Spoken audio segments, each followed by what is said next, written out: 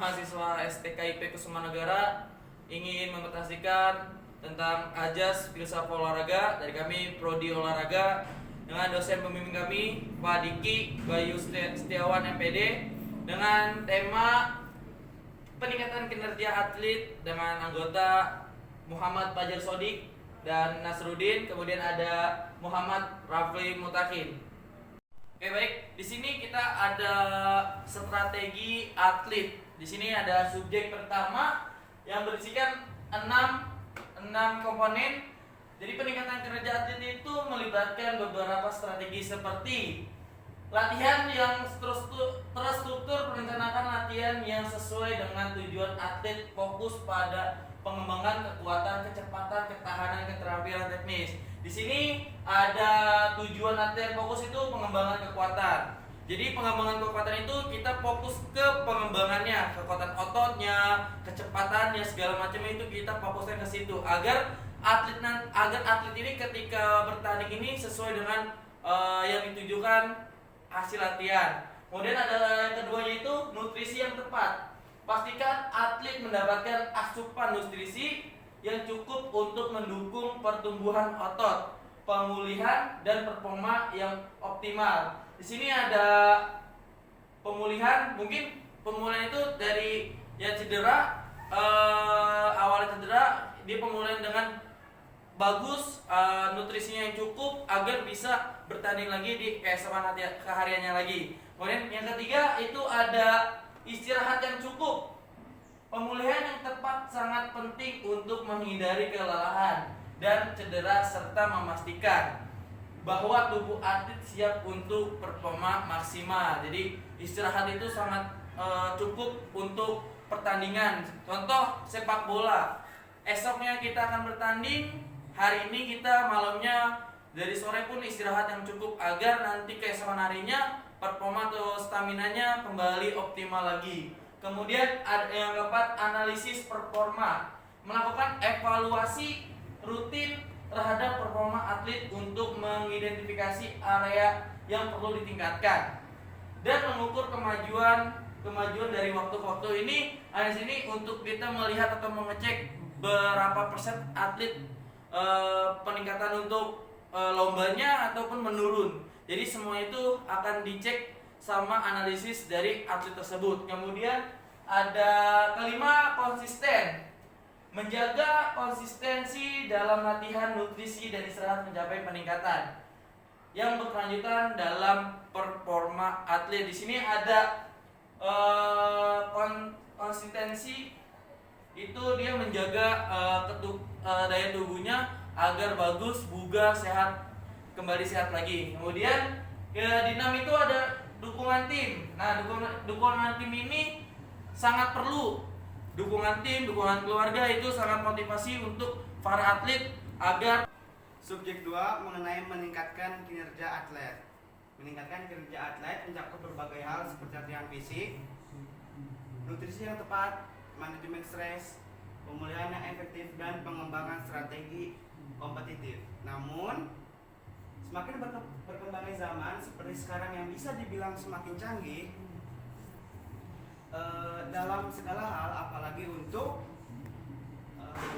meningkatkan kinerja atlet sekarang sudah banyak suplemen untuk para atlet dalam bentuk seperti contoh yang pertama steroid anabolik. Steroid anabolik adalah senyawa yang digunakan untuk meningkatkan pertumbuhan otot, kekuatan dan kinerja atlet. Kedua, ada retoin suplemen dalam membantu mempercepat pemulihan otot setelah latihan dan membantu pertumbuhan otot. Yang ketiga, ada kreatin, meningkatkan energi dan kekuatan otot selama latihan intensitas tinggi. Yang keempat, ada CAA atau branched chain amino acid, mempercepat pemulihan otot dan mengurangi kelelahan selama latihan. Yang kelima, ada beta alanin, meningkatkan daya tahan otot dan mengurangi kelelahan. Yang keenam, ada omega 3 asam lemak, membantu dalam pemulihan otot dan peradangan. Oke, yang ketujuh, ada vitamin dan mineral, penting untuk kesehatan umum dan kinerja optimal. Tapi tetap dengan adanya bantuan suplemen tersebut ada resiko yang amat sangat berbahaya bagi para atlet. Dengan contohnya seperti steroid anabolik juga memiliki risiko serius bagi kesehatan, termasuk efek samping seperti gangguan hormonal, kerusakan organ dan masalah jantung. Oke, yang subjek 3, alat-alat peningkatan atlet. Peningkatan kinerja atlet dengan menggunakan peralatan modern bisa sangat signifikan.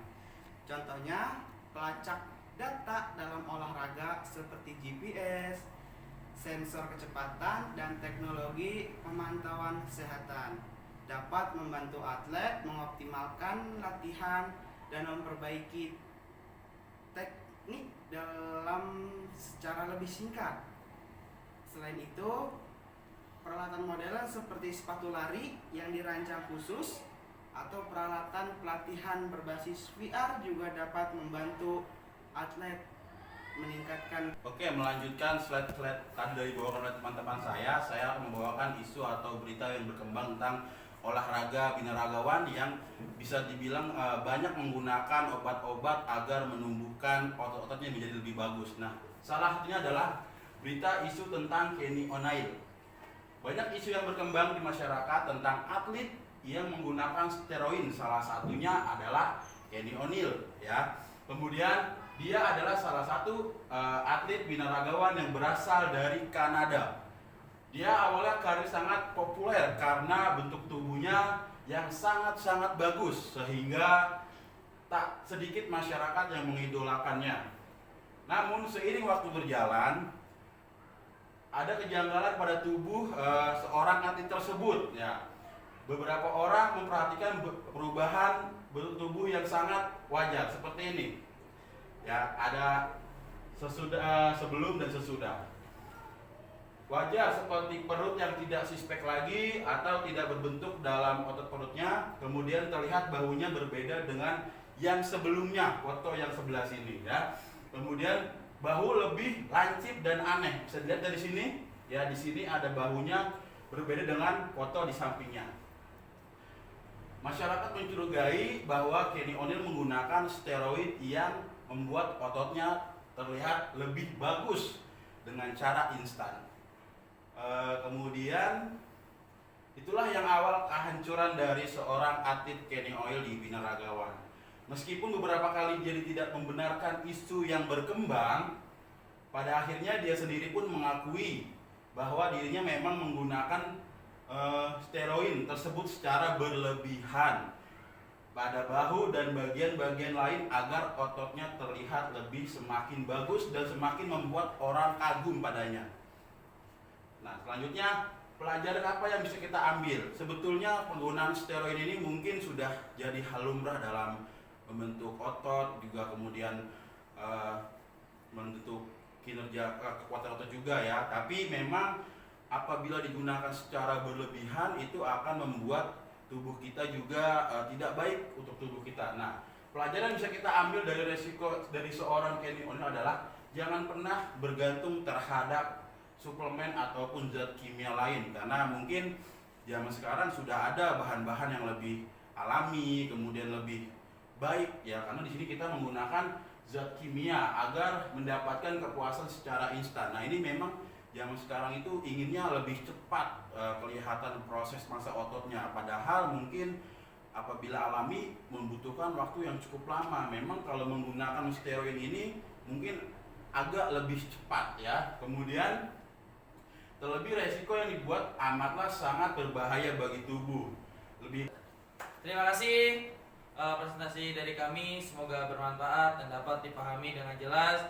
Apabila ada kesalahan kata itu dari kami, kebenaran hanya milik Allah Subhanahu wa taala, dan kami bertiga mengucapkan terima kasih. Kami mengundurkan diri. Wassalamualaikum warahmatullahi wabarakatuh.